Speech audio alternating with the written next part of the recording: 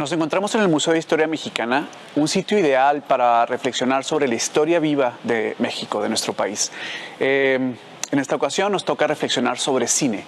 El cine mexicano, que más allá de ser una experiencia emocional, emotiva o de entretenimiento, es una experiencia cultural.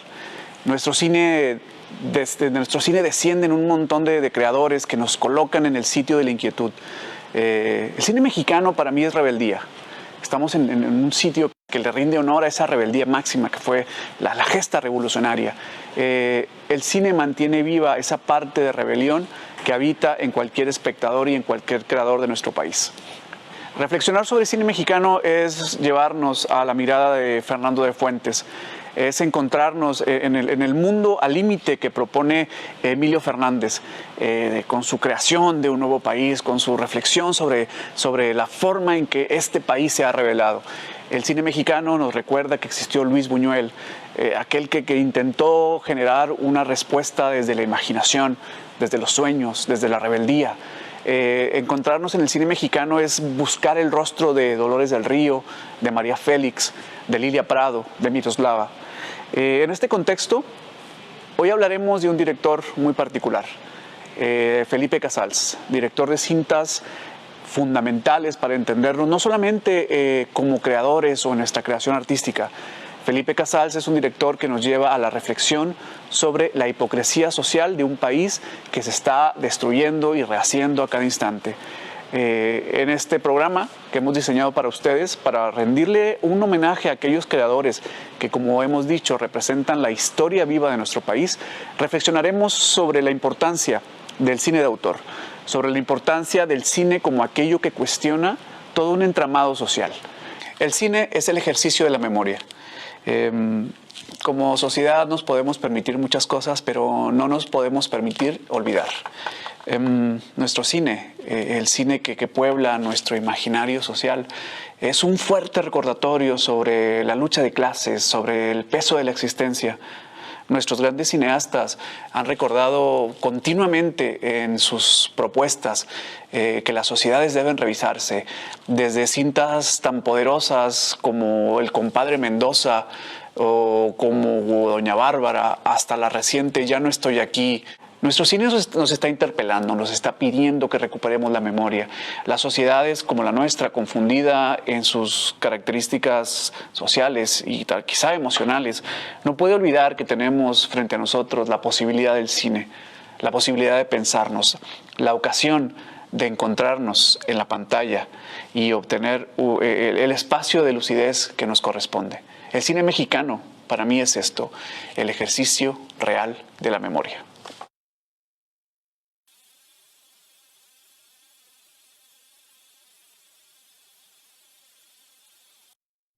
Enfrentarse a la obra de Felipe Casals es siempre una revelación.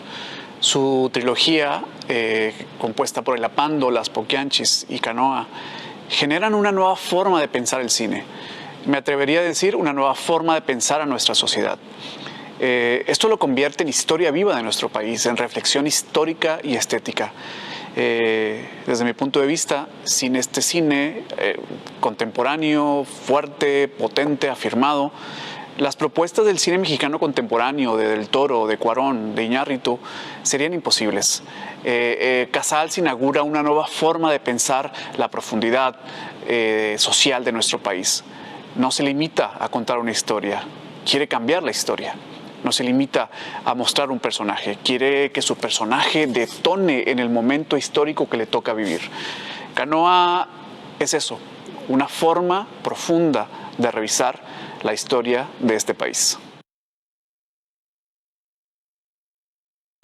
Tenemos para ustedes un material muy emocionante. Es una entrevista que realizamos con el maestro Casals los meses iniciales de este año. La entrevista está plena de conceptos cinematográficos, está plena de ideas, habla muy íntimamente sobre la creación de cine, sobre su propio cine, explora obra de otros autores como Emilio Fernández, como Sam Peckinpah, como Ismael Rodríguez, explora la diversidad cultural cinematográfica de este país. Es un documento histórico, es un documento que recoge la mente de un creador auténtico, Yo pensaría en Felipe Casals como puramente un cineasta.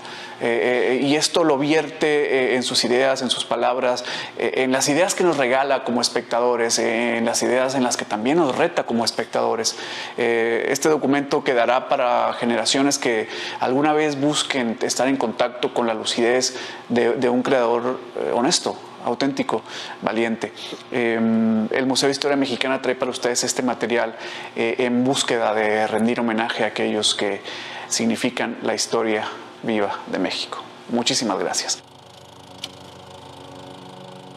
Que el cine es primero que todo un inmenso espacio negro en una realidad que es otra, aunque parezca la realidad. Canoa desmistifica una serie de elementos narrativos tradicionales del cine mexicano. El alma del cine, que es la ambigüedad.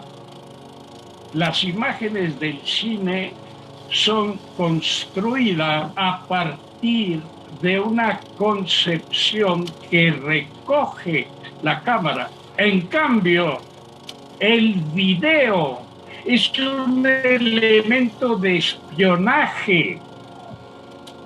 El cine es el séptimo arte del siglo XX. Punto.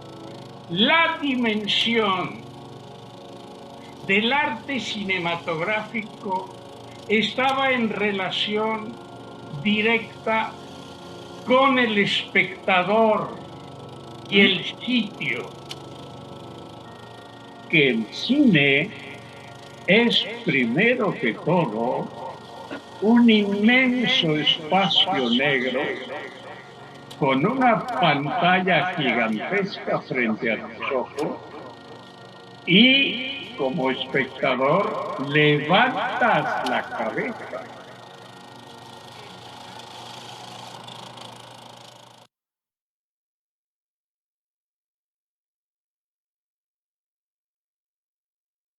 Maestro, empezamos. Vamos a emocionarnos con el cine, vamos a ver lo que el cine tiene para esta generación y sobre todo hacer un énfasis muy preciso en su obra, maestro. Empezamos con algunos directores y algunos conceptos. A ver qué le parece, nos vamos rebotando, vamos haciendo una conversación y un diálogo con el presente y el pasado cinematográfico. Maestro, la presencia de Eisenstein en nuestro país inaugura una forma de pensar el pueblo que parece que se convirtió en el concepto ideal del cine mexicano hasta más o menos los 70s. Ese pueblo que inventó Eisenstein, que persevera en Fernández, ¿usted cree que sigue vivo? ¿Sigue siendo sujeto estético de nuestra cinematografía?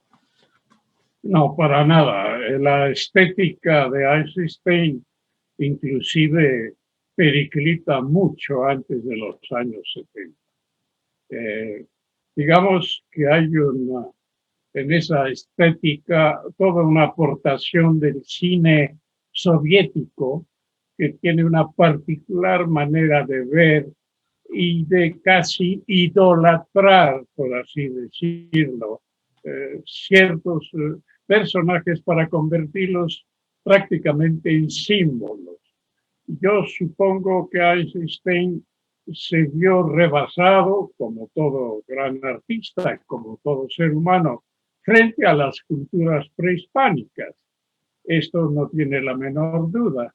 Y ajustó su visión de la realidad etnológica de los indígenas, de la población mexicana, sobre el modelo estético de esa enorme cultura del pasado.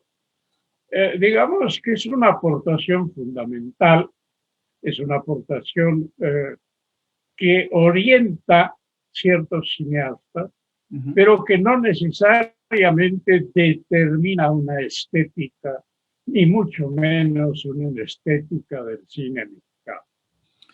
Es la estética de Eisenstein. Ahora, lo que sí hay que entender es que la estética de Eisenstein no ofrece una narrativa en el cine mexicano. ofrece meramente una estética. Lo que sucede después es que cierta narrativa del cine mexicano utiliza ciertos encuadres, cierta forma estética de Einstein. De ahí a crearse una supuesta similitud, pero no es eso. Es simple y sencillamente una narrativa que toma prestado de Einstein eh, ciertos propósitos logrados en términos de estética. Nada más.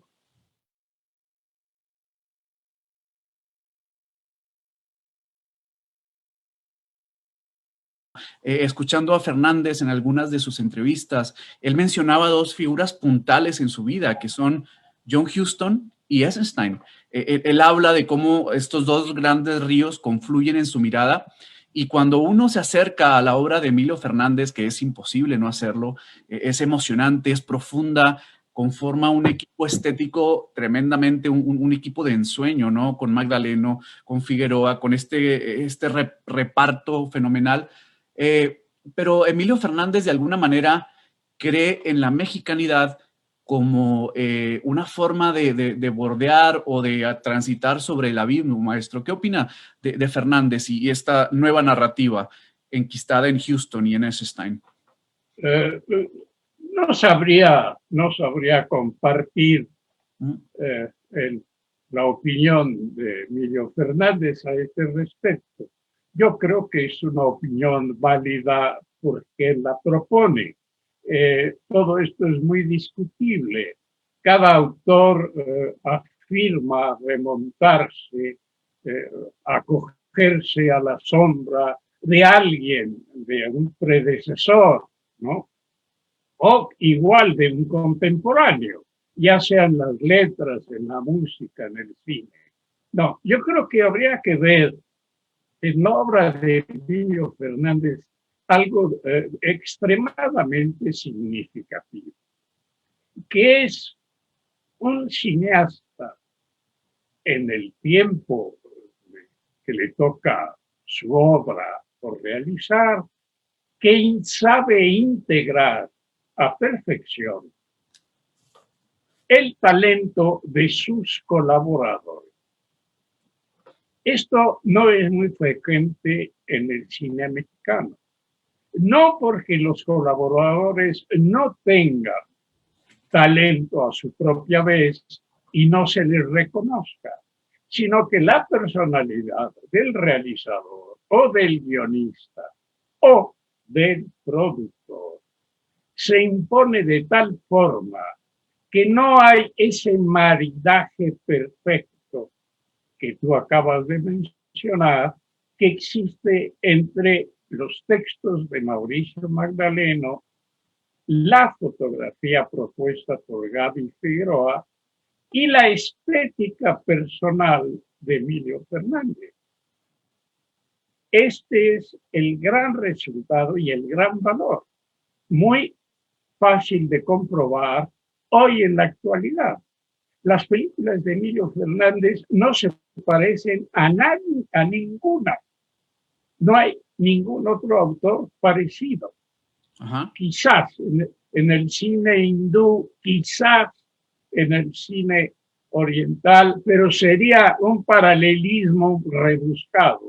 Veamos a Emilio Fernández dentro de la temática de la Revolución Mexicana, entendiendo que esta Revolución Mexicana es la suya y no la Revolución Mexicana, porque nunca se distingue claramente si es el movimiento armado o la segunda fase un tanto cuanto oculta de la Revolución Mexicana. Es la misma estética, es el mismo esplendor, es la misma glorificación de quienes logran hacer la Revolución Mexicana. Y para ello, Gabriel Figueroa le es indispensable, igual que Mauricio Magdaleno. De tal manera que podríamos resumir que el cine de Emilio Fernández es irrepetible, pero no es el cine de la revolución, no es cierto. Es el cine de Emilio Fernández. Salón México, que nada tiene que ver con la Revolución Mexicana, es probablemente una de las obras capitales del cine mexicano. Y estamos hablando de Cabaretera. Es, pues, esta conjunción entre Emilio Fernández, su visión muy personal de cómo es el cine que él quiere, y el extraordinario talento de sus colaboradores, lo cual lo convierte en una pieza única hoy y siempre. Maestro, en esa cinta hay escenas verdaderamente emocionantes, pero que quizá el tiempo las ha superado. Permítame explicarme. La escena donde están Marga López y Silvia Derbez en el Museo de Antropología y se sienten protegidas, se sienten en casa, sienten que llegan a un sitio donde la hostilidad no penetra. Otra escena, cuando Miguel Inclán reta a un grandísimo Rodolfo Acosta y lo reta porque ha insultado a Marga López, pero se quita el uniforme de policía y lo reta como pueblo, ¿no? Estas dos temáticas, este sitio de encuentro con la mexicanidad y con el pueblo, hablan de un cine muy emocionante, maestro, pero quizá ha sido superado por la marcha del tiempo. Pero, ¿qué entiendes por el paso del tiempo? Sí, la parte en donde se rompe este piso a esta mexicanidad, a donde podemos llegar, recogernos, relanzarnos. La misma idea de María Félix visitando al presidente de la República en el tremendo inicio de Río Escondido, ¿no? La mexicanidad como sitio de llegada, la mexicanidad como aquello que nos protege del abismo, ¿no? Eso parece que ya no está, a partir de los 70, eso ya no está presente en la mirada nacional, en nuestra historia. Y yo te contestaría, por fortuna. Sí. Pero situémonos en el tiempo de las películas de Emilio Fernández, en el México de esos años. Estamos hablando de inmenso país con una población muy reducida, una población básicamente rural y muy poco de urbe, y de un fenómeno que sigue presente en su fase de congelación, que es la Revolución Mexicana. Emilio Fernández no se engaña al respecto. Por eso habla de la parte más evocativa de la Revolución Mexicana, de la parte más entusiasta. Y lo hace a su modo, de tal modo que al hacerlo así, la trastoca y la convierte en una glorificación. Sí. Pero el espectador de aquel momento, los espectadores mexicanos, ven eso como una posibilidad de lo que fue la Revolución Mexicana y que está pasando por un congelamiento de propósitos, de anhelos, totalmente al revés de lo que se había pensado. Estamos hablando del México de Miguel Alemán, que para nada sigue los propósitos de Emiliano Zapata ni de Francisco Villa. ¿Sí me explico? Sí, pienso. Entonces los productores de cine mexicano lo que quieren es no soltar el mecate que los une a la gloriosa revolución, ¿verdad? Y claro, hoy a la distancia, nosotros con el espacio en el horizonte que representa lo que fue la Revolución Mexicana, el movimiento armado, lo que fue la segunda parte de la Revolución Mexicana, su estructuración legal y su congelamiento, y después la llegada de la política en medio de todo esto, nos permite tener un ojo mucho más crítico sobre la obra de Emilio Fernández de lo que lo tuvieron en su momento sus espectadores. Sí, con lo que me comenta, pienso en dos cintas muy particulares, en Siempre Tuya, con Negrete y Gloria Marín, y en una cinta que no es tan conocida, pero me parece estupenda, no sé si la reconoce, maestro, Paloma Herida, que me parece que incluso Juan Rulfo participa por ahí en algún tipo de aportación al guión, ¿no? Ahí se nota este rompimiento de los mecanismos de la revolución. Se nota también una reinvención desde una mexicanidad como la entiende Fernández, pero creo, maestro, que estamos de acuerdo que son piezas artísticas de una manufactura excelente, de tal manera que van y le pelean a Rossellini los premios en Europa, que no es poca cosa.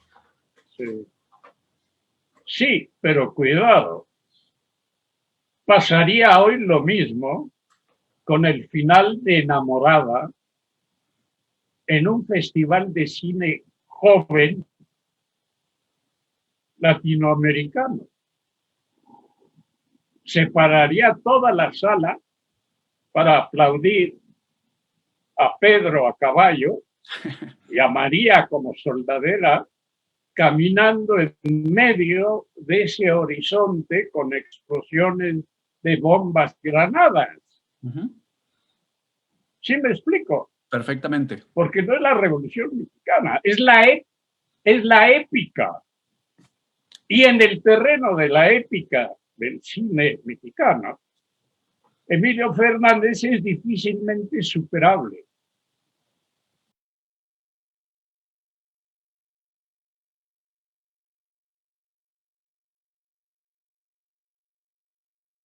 Es difícil encontrar esa profundidad en la actualidad, que parece que todo se ha reducido a un zoom y todo está cercano. Y en el cine de nuestros grandes próceres hay una profundidad que es arrobadora y que es crítica a un tiempo.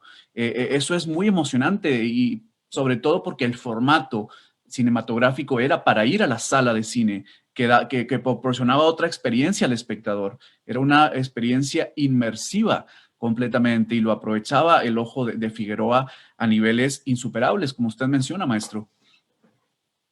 Eh, Te detengo un momento para no solo confirmar tus palabras, sino para decir que todo esto no volverá nunca y que el cine es primero que todo un inmenso espacio negro con una pantalla gigantesca frente a tus ojos y como espectador levantas la cabeza entrando en un mundo, en una realidad que es otra, aunque parezca la realidad, y cuya experiencia no tiene equivalente, ninguno.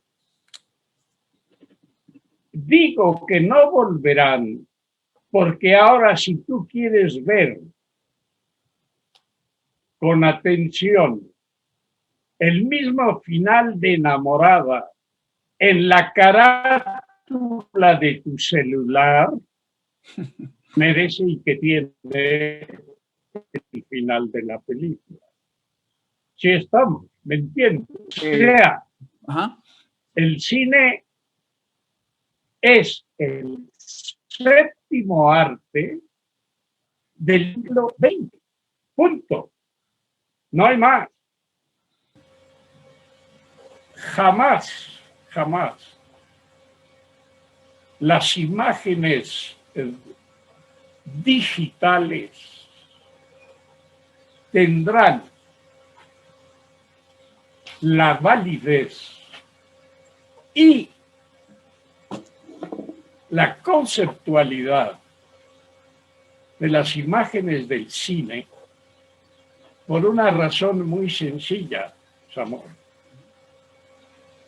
Las imágenes del cine son construidas a partir de una concepción que recoge la cámara. En cambio, el video es un instrumento para delatar. Su propósito no es mostrar, construir, formar, estructurar belleza, sino desde ángulos que su practicidad le permite delatar el comportamiento de alguna gente. Es un elemento de espionaje. Eso es lo que es el video. Recapitulando. Tal y como entendemos el séptimo arte del siglo XX, ese fenómeno ya se extinguió. No va a volver a existir.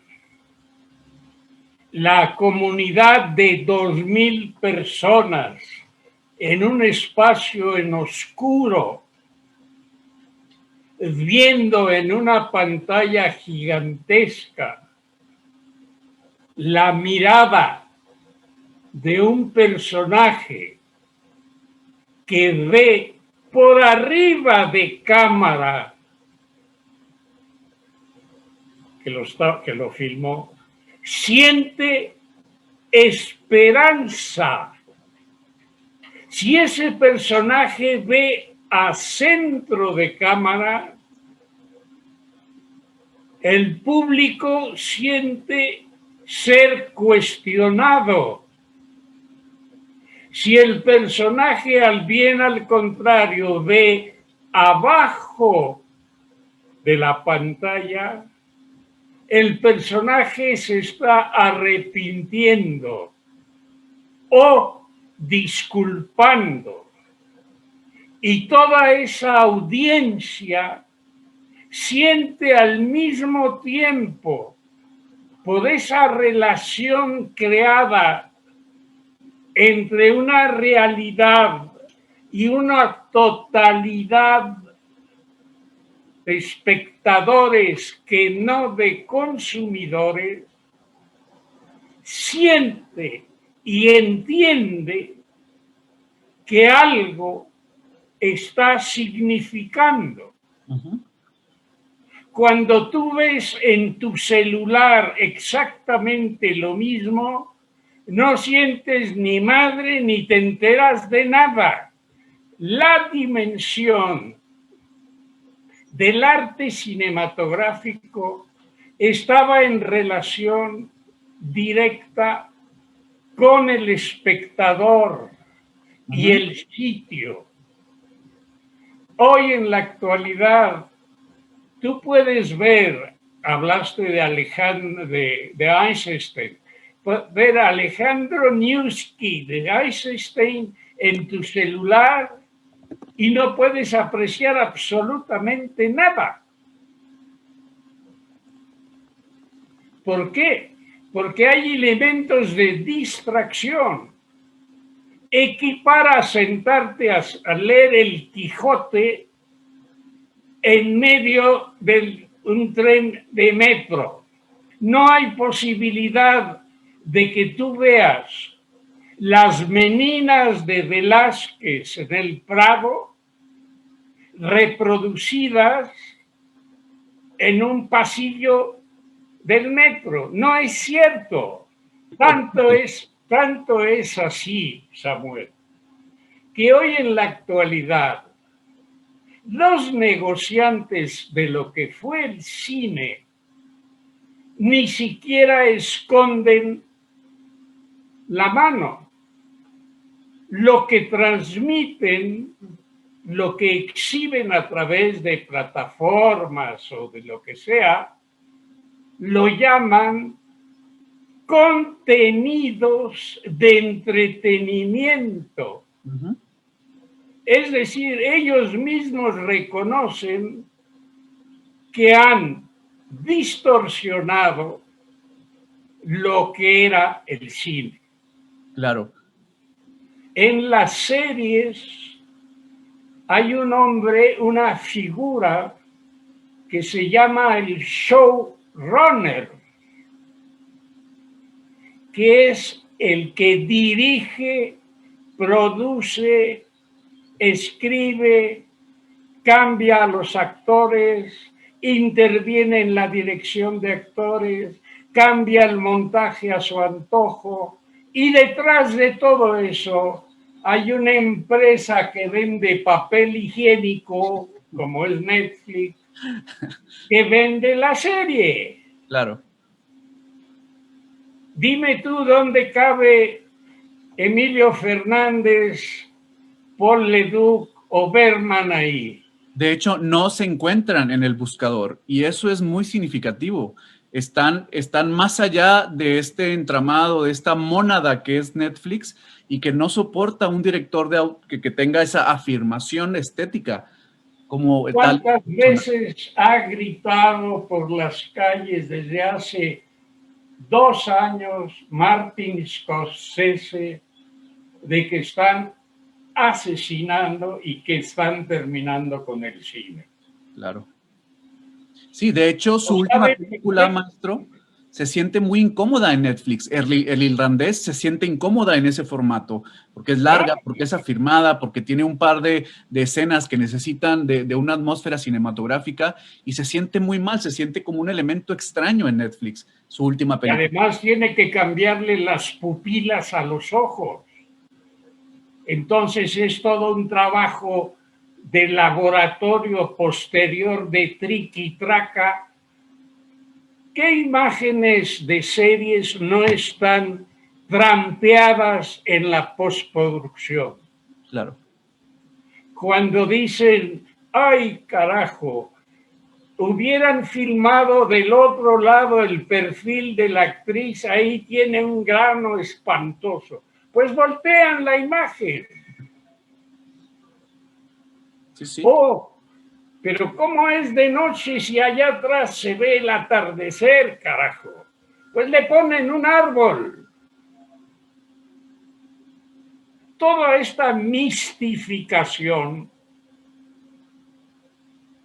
fíjate bien lo que te digo, no hay una sola mistificación en el proceso de Juana de Arco de Carlos Dreyer.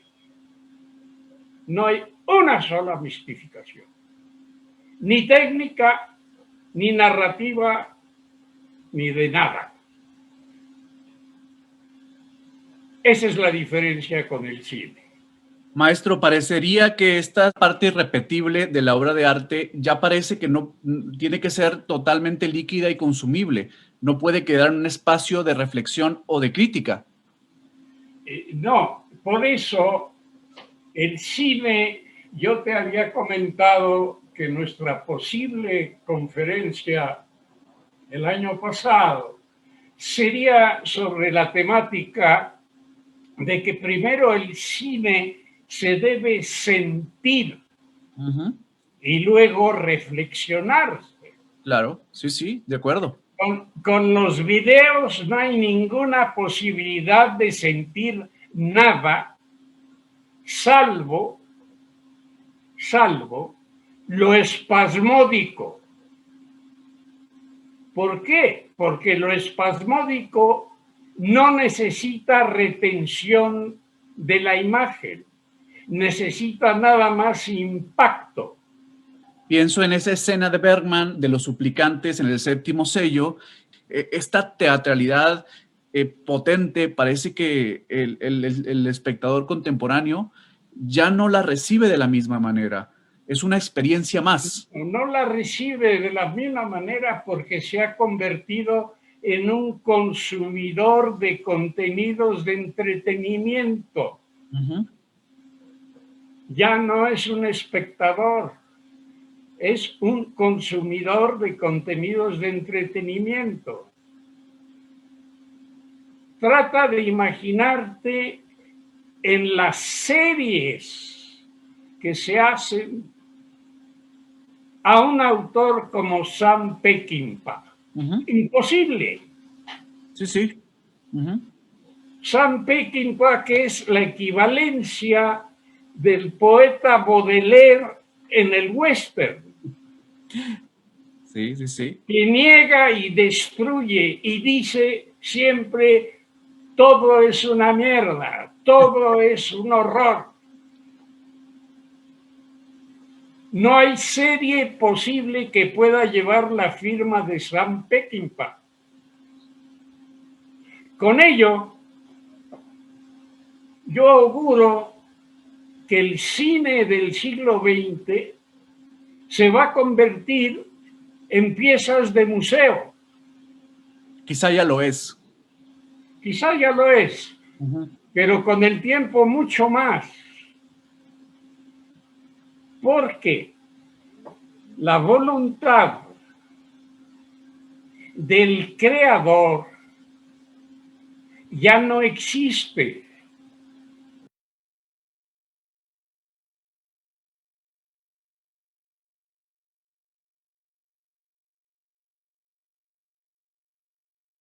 La violencia, maestro, la diferencia de la violencia que se ofrece en los medios y la que se ofrece en el cine. Pienso en Kurosawa, pienso en Peckinpah, pienso en Bergman y pienso en Casals también. ¿Nos podría ofrecer alguna reflexión sobre cuál sería esta diferencia de una violencia en los medios y una violencia en el cine? Sí. El error general de la violencia en el cine en el pasado, porque hoy es un error ya multiplicado, es mostrar el hecho mismo de lo que se trata es proponer el hecho de la violencia e inmediatamente encadenarlo con el resultado de la violencia. De tal manera que quien pone la violencia en verdad es el espectador. Wow. Es el espectador que te dice, no puedo volver a ver Canoa porque la cantidad de machetazos que le dan a un estudiante o a un trabajador es insufrible. No existe esa escena, no es cierto. Existe la escena previa donde con palos van a palear el cuerpo y comienzan a palear, y la siguiente donde le dan el último golpe al cadáver.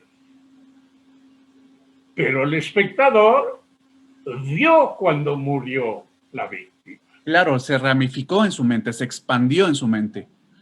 A Peckinpah, por eso es Peckinpah y otros varios, es un extraordinario cineasta, porque precisamente en la cúspide del momento crítico de la violencia no evade, sino que empata lo que es el resultado de esa violencia.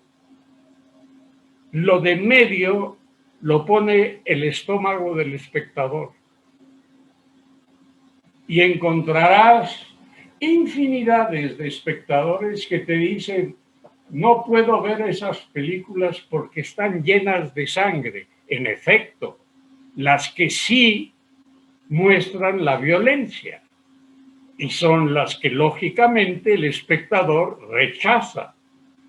En cambio, cuando la violencia es sugerida, el término es escamoteada, el espectador recibe más el impacto porque él genera la imagen que no ve. Él es el responsable de esa imagen intermedia. Añadió unas imágenes que no estarán en la pantalla, que él completó a su modo. Sí, sí, sí. Y el haberlo hecho le revela un horror del que no se conocía a sí mismo Sí, en muchas ocasiones. si me permite hacer esta diferencia, por ejemplo, maestro, una noticia que vemos en los medios, que vemos en un noticiero de un hecho muy violento, genera un control de la sociedad, un miedo que controla. Una escena que podríamos ver en Peckinpah, en Kurosawa, en Canoa, genera una especie de liberación, de enfrentamiento más lúcido y más auténtico a los presupuestos del horror. Es una diferencia notable. Una es una violencia que controla y otra puede ser una violencia que libera. Sí, pero entendámonos, violencia como término en general cabe en Claro. una gama amplísima de circunstancias que la alimentan. No me refiero nada más a la violencia física. Sí, sí, sí, por supuesto. Sí, sí, sí. A la Me expresión. refiero a la violencia como un engranaje que va en aumento y en progresión y que tiene que tener un desenlace todavía más violento. Porque la violencia en el cine, si la aborta, el espectador lo rechaza. Claro. Parece curioso, pero el policía negro que fue ahogado por la rodilla del policía hace unos meses en una ciudad en Indianápolis, si el policía hubiera aflojado la rodilla en los últimos 10 segundos, la gente dice, carajo, qué violencia hay en este país. Pero no acaba de entender que hizo lo mismo y pudo haberlo matado. El chiste es, donde está la cuestión es, hasta dónde la violencia es un acto respetable, digno y aceptable, y hasta dónde la violencia es reprobable. Sí, sí. Y la respuesta está, curiosamente, Samuel, en un legado que ya no se respetó en la Segunda Guerra Mundial, pero que sí se respetó en la Primera Guerra Mundial, que consistía en que los reporteros nunca filmaban cadáveres. A partir del momento que se comenzaron a filmar cadáveres, entró la violencia por la puerta grande y ya se convirtió en un elemento no solamente de horror ni imagen, sino en un elemento dramático con usos muy diversos, por supuesto. Sí.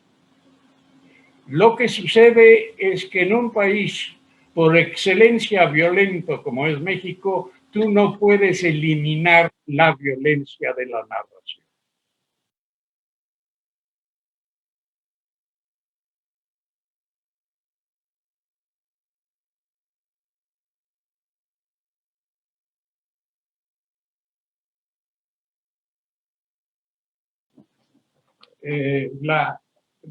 Lo que antes se llamaba en México la nota roja era una prensa muy nutrida y era una prensa que a su vez, curiosamente, poco tenía que ver con el cine mexicano. Sí, sí. Ahí hay un punto interesante porque el cine mexicano evitaba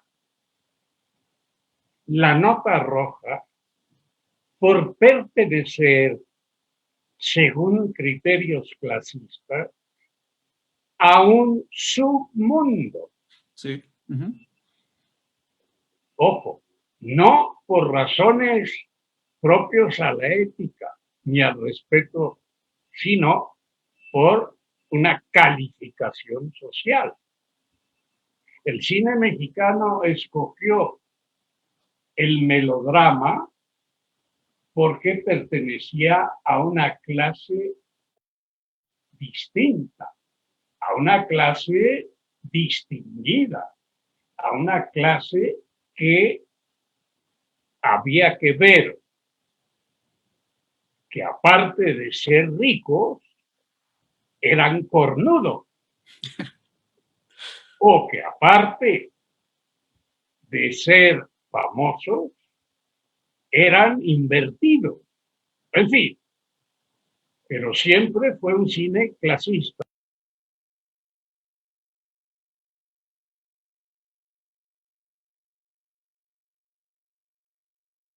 Maestro, hay un tema en San Pequipa muy extraño.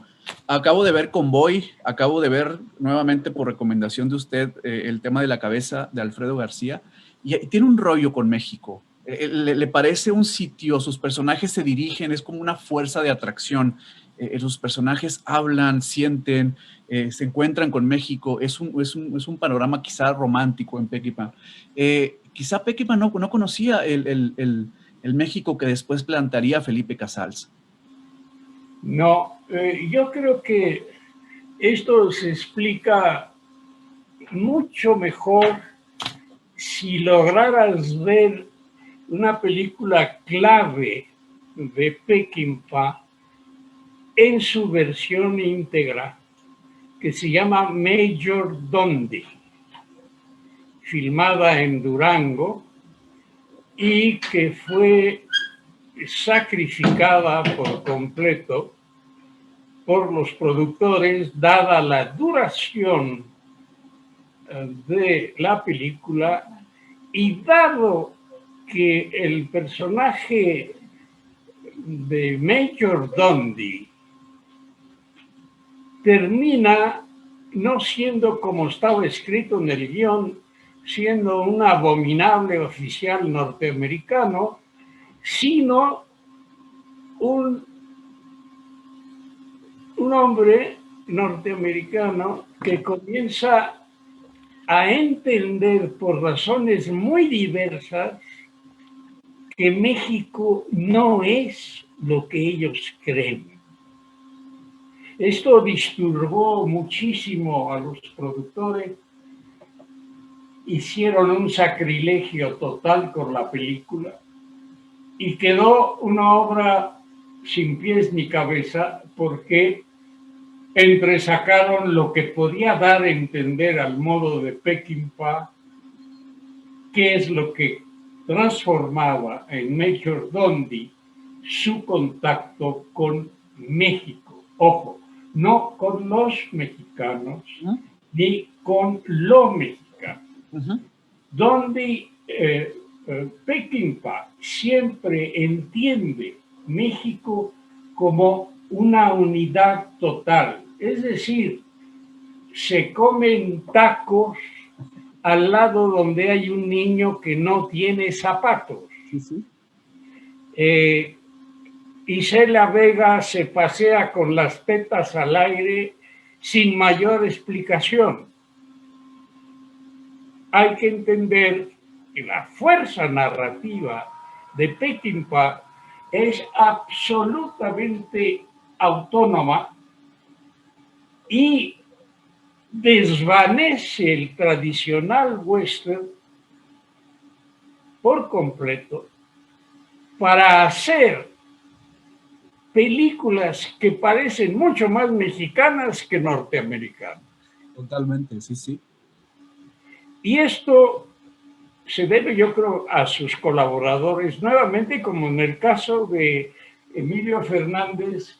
Aquí yo sí te puedo puntualizar que Alex Phillips Jr., que fue el fotógrafo de muchas películas de Peckinpah, intervenía como cinefotógrafo con muchas opiniones y muchas proposiciones que Peckinpah tomaba en cuenta. Y entonces estas películas de Peckinpah tienen un sabor especial, un sabor contestatario, diría yo, con respecto al western habitual de los últimos años del siglo pasado, ¿no? Claro. Sí, se siente un tono de ebriedad. Cuando vi la cabeza de Alfredo García, yo pensaba en Canoa y no sabía por qué. Después me di cuenta, claro, que Alex Phillips Jr. era el fotógrafo en ambas propuestas, ¿no? Claro. Están ahí conectadas extrañamente y no me daba cuenta hasta que revisé la ficha técnica. Y claro, acá está, ¿no? Es esta zona muy bien compuesta, composiciones muy claras, pero con cierto tono de ebriedad, permítame decirlo así. Es que así veo la fotografía de Alex Phillips Jr., ¿no? Con un toquecito de este Baudelaire que usted habla también, ¿no? Bueno, es que Alex Chico no hay que perder de vista el hijo mayor de un gran fotógrafo ruso de origen, canadiense de nacionalidad y finalmente mexicano, el papi Phillips, ¿Qué mezcla, maestro? el gran maestro Alex Phillips, de quien Alex Chico aprendió muchísimas cosas, pero para darte una idea de la calidad que sabía imprimir Alex a los exteriores mexicanos, los exteriores rurales, cuando hace 3 años o 4 se restauró Canoa en Criterion en Nueva York, yo fui a las primeras pruebas de color de la restauración y hablé con algunas de las restauradoras que saben más de ética crítica que de tecnología, y les dije que cómo había vuelto a encontrar las texturas de la imagen de Canoa, y me dijeron, viendo las otras películas de Alex, claro, con Peckinpah.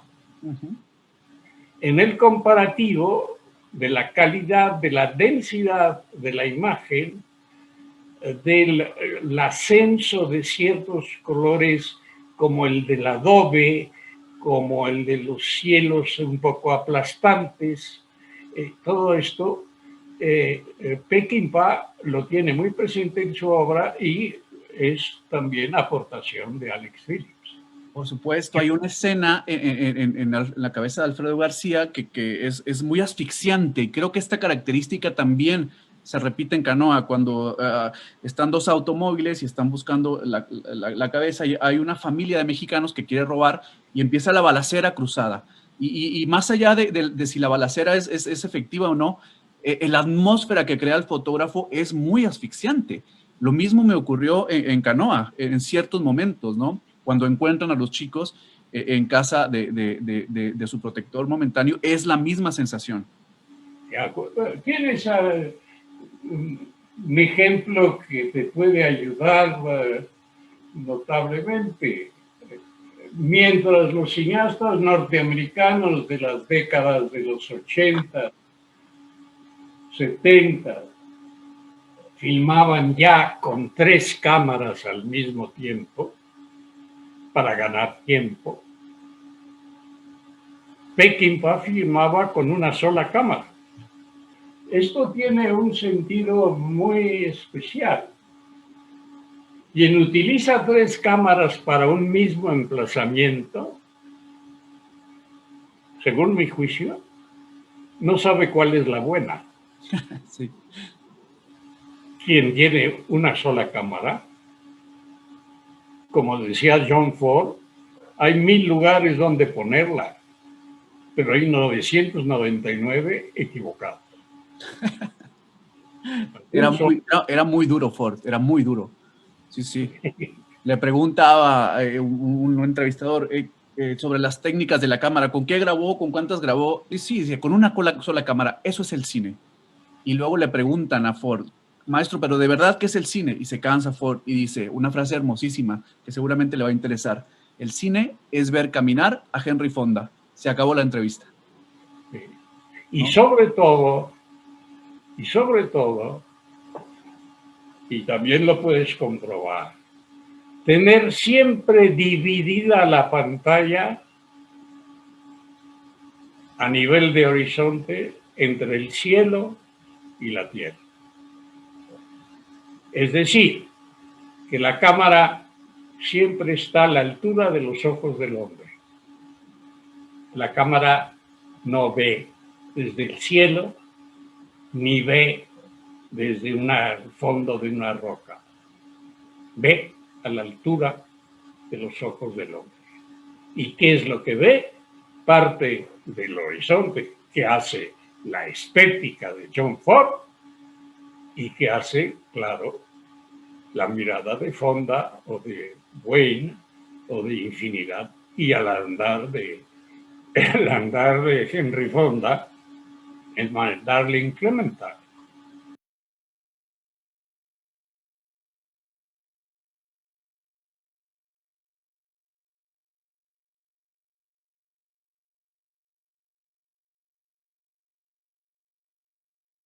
Vamos a hablar ahora de Canoa, maestro. Sí. De Canoa, y le comentaba esto, ¿no? Que es historia viva de nuestro país. Sobre todo en su nivel disruptivo, maestro. Canoa, como un acontecimiento contemporáneo. Yo me refiero a esto. Cuando yo he visto y he tenido la oportunidad de estudiar Canoa, llego a una conclusión. Casals le quitó el piso al cine mexicano. Es muy generoso de tu parte, pero creo que es otra cosa, parecida quizás, pero en términos de mi oficio. Lo que me propuse, aparte de varias otras cosas que quizás están o no están en la película, pero eso es otra historia, es que los personajes fuesen protagónicos de segundo plano o meramente narrativos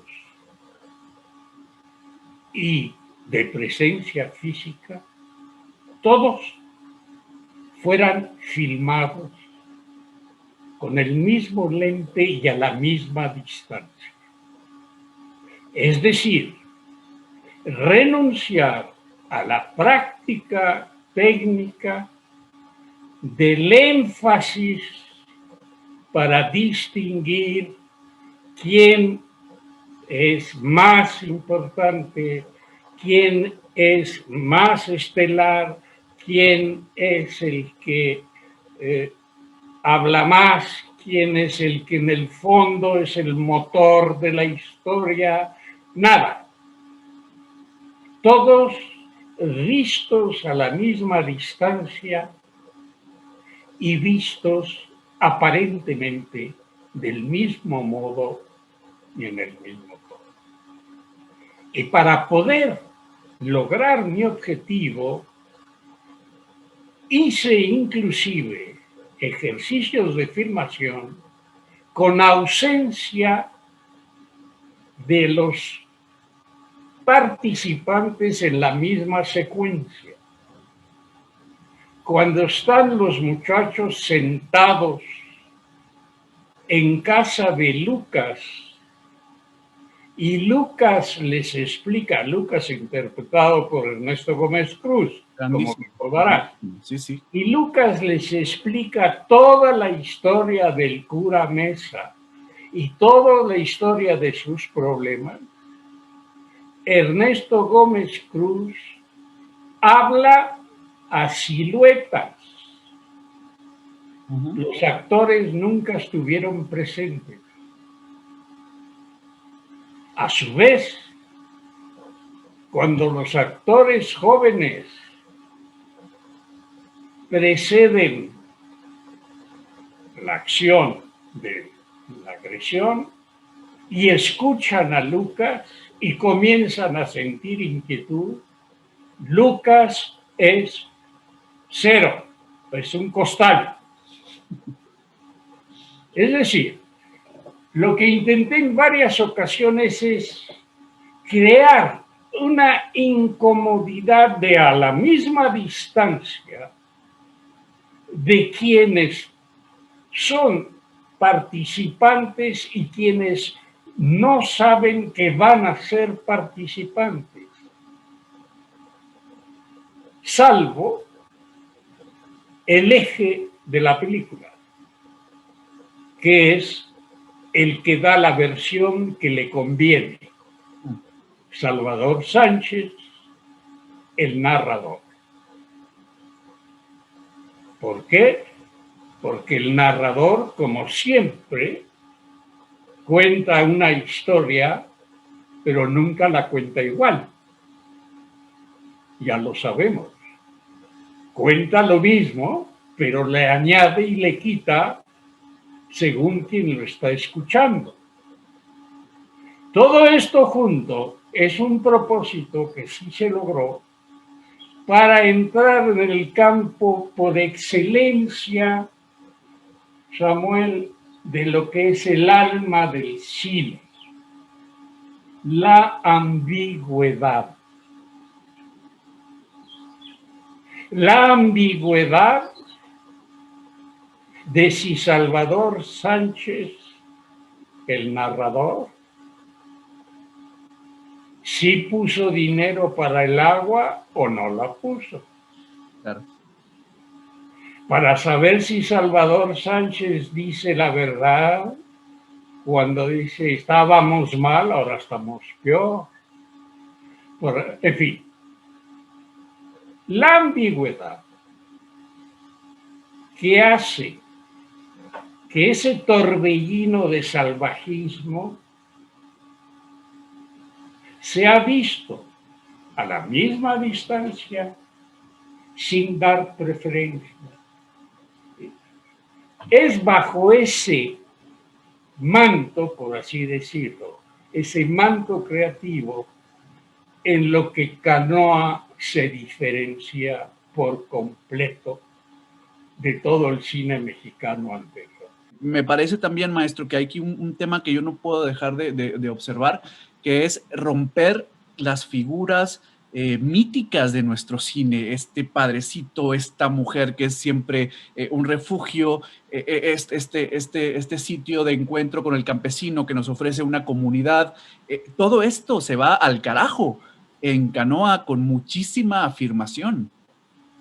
Sí, sí, porque lo que tú mencionas como parte indispensable del cine mexicano anterior es un método narrativo. Un método narrativo que se fue repitiendo a sí mismo y que encontró su espacio y se convirtió en una realidad cinematográfica, claro, más no en una realidad mexicana. Sí, sí. De lo que había que lograr en Canoa es que cuando Salvador Sánchez dice, si usted quiere, yo lo llevo a la Malinche, pero pues aquí va a salir algo de chingadera. Claro, sí, sí. No se lo digo. Que es exactamente lo que te dice el campesino mexicano cuando le dices, oiga, para llegar a Santiago es por acá o es por allá. Pues se puede usted ir por aquí o se puede usted ir por allá, por donde usted prefiera. No toma partido. El campesino mexicano que te dice, no, no, es muy sencillo, tome usted por aquí porque aquí está asfaltada la carretera y va a ser mucho más sencillo y mucho más rápido, inclusive hay una gasolina. Mi madre, ¿no es cierto? Entonces, Canoa desmistifica una serie de elementos narrativos tradicionales del cine mexicano. Y sobre todo, más que nada, desmistifica la figura central del coro del pueblo.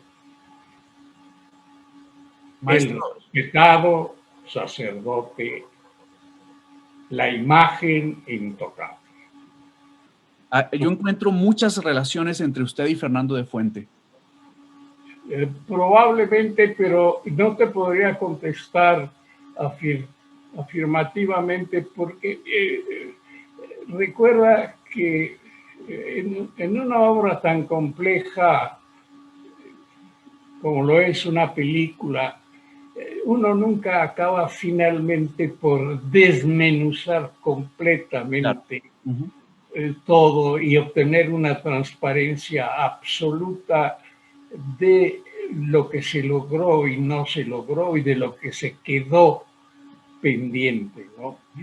Bien al contrario, al paso de los años surgen otras dudas. ¿Qué te puedo mencionar? Quizás que sea un bucle para tu entrevista al respecto de Canoa. Hoy en la actualidad, 45 años después, y tú verás si tiene interés esto o no, Canoa ya es un suburbio de la ciudad de Puebla. Y lógicamente su población ha crecido y hay una tercera generación de estudiantes universitarios en las dos universidades que hay en Puebla. Y para ellos, ahora que se sepa o que les mencionen haber nacido en Canoa, es un estigma. Y entonces, estos jóvenes están tratando de recuperar de alguna forma de lo que no son culpables, porque estamos hablando de ciudadanos totalmente distintos, Claro, sí, sí.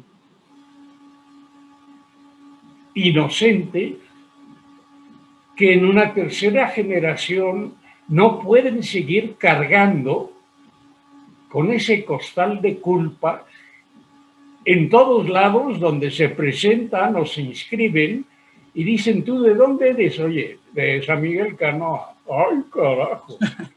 Claro, sí, sí.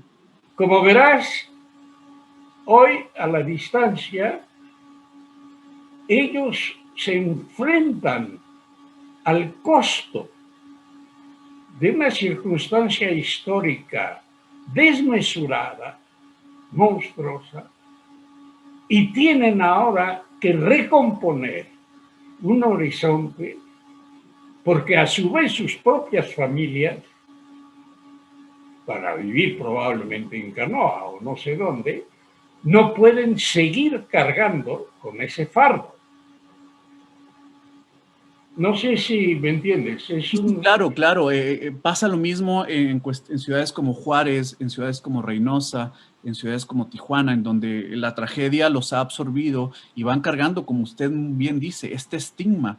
Entonces, es tremendo lo que puede salir de este país.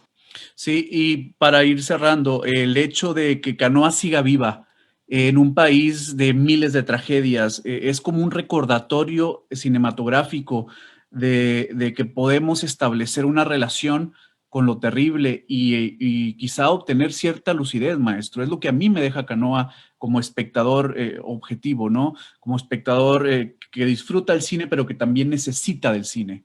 No, lo que pasa es que la estructura narrativa de Canoa,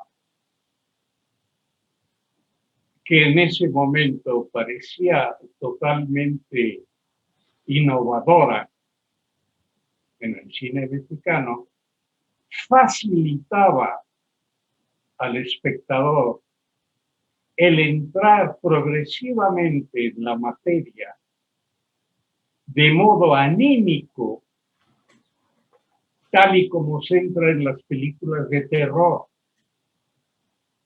Lo que los distribuidores de películas reprochaban antes de la filmación de Canoa, esto es, que se supiera el final desde el principio de la película, resultó ser, bien al contrario, el gancho que crea la atención del espectador.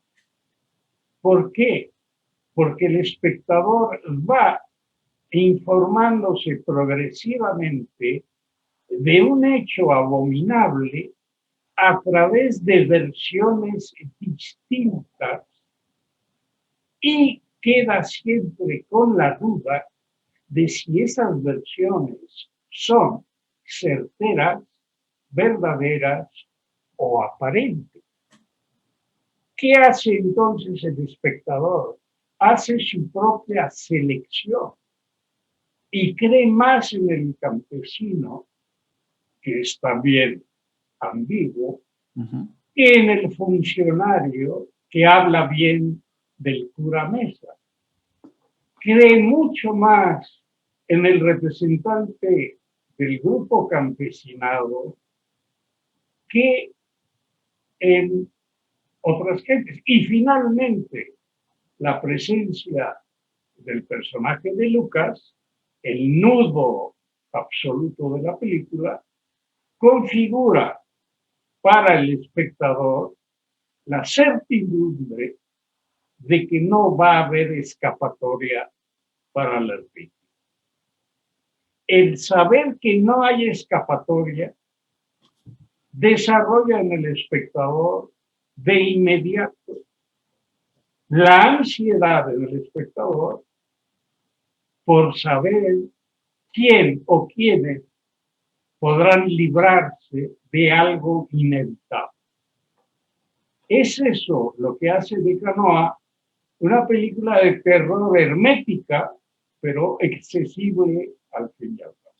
Exactamente, eso es lo que yo distingo como esa contemporaneidad que mantiene viva a Canoa, esa necesidad de llevar al espectador, no solamente por su potencia narrativa, que ya es muy especial, sino por decirle al espectador, aquí no hay piso, aquí se desfondó algo. Y eso es lo que para mí conserva esa juventud en Canoa.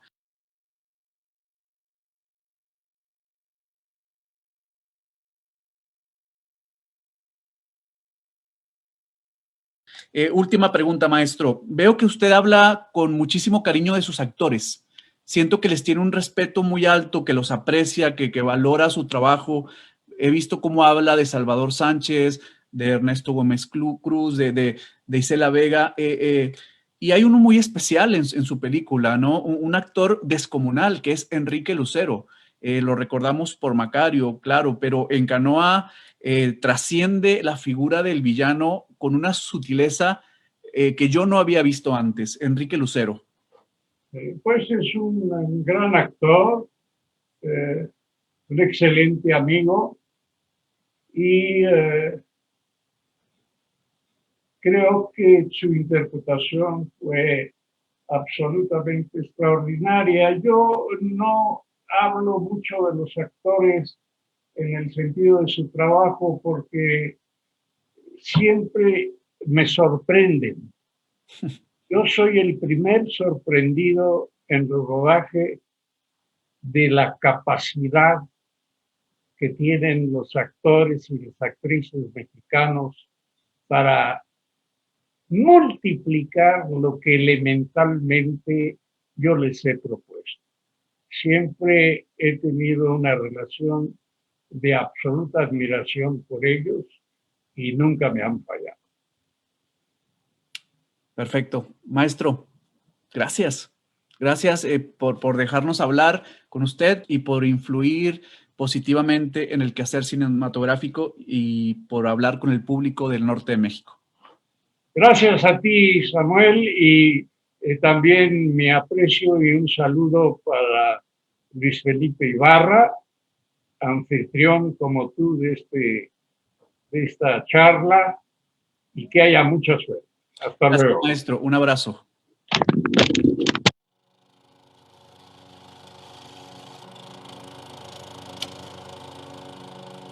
Que el cine es, primero que todo, un inmenso espacio negro en una realidad que es otra, aunque parezca la realidad. Canoa desmistifica una serie de elementos narrativos tradicionales del cine mexicano. El alma del cine, que es la ambigüedad. Las imágenes del cine son construidas a partir de una concepción que recoge la cámara. En cambio, el video es un elemento de espionaje.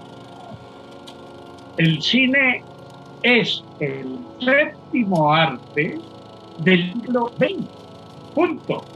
La dimensión del arte cinematográfico estaba en relación directa con el espectador y el sitio.